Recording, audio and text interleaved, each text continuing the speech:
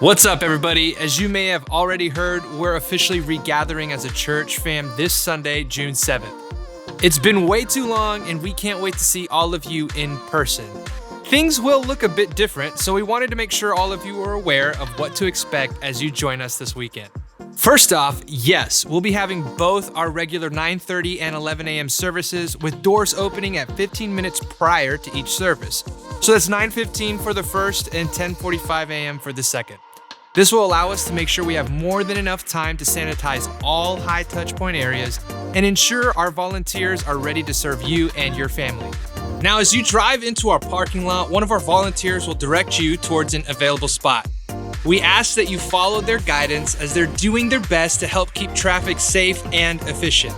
We'll also have a greeter at each one of our entrances ready to welcome you and remind you of what to expect as you enter the building. They may even ask you to wait for a second to make sure the rest of our team will be prepared to host your family. Once inside, you'll have the opportunity to stop by one of our supply stations, where one of our volunteers will have service notes, pens, and communion elements available for everyone in your family. You'll notice that all of our volunteers will be wearing a mask, and we're suggesting everyone to bring their own masks, at least for the first couple of weeks. If you don't have access to one, don't worry, we got you covered because we have some available that you can keep. Since we are trying to minimize contact points as much as possible this weekend, unfortunately, we will not be providing coffee and donuts like we normally do. So just make sure to come pre-caffeinated.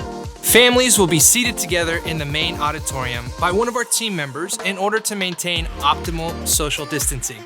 If your child is having a hard time during the service, we will have our City Kids Auditorium opened with a live broadcast of the service. At the end of the experience, we'll dismiss by sections just to make sure your family has enough time to exit the building safely. We love that everyone likes to stay and chat, but we are asking you that you exit the building as soon as possible so that our team can clean and sanitize between services. And for all of those who won't be able to join us in person, don't worry, we didn't forget about y'all. We'll be live streaming our 11 a.m. service so you can still be a part of our regathering service. We want to remind everybody that we're not only trying to provide a safe experience for all of you, but also we want to be a witness to those in our local community. So thank you so much for your patience and understanding as we navigate our regathering experience, and we can't wait to see you this weekend.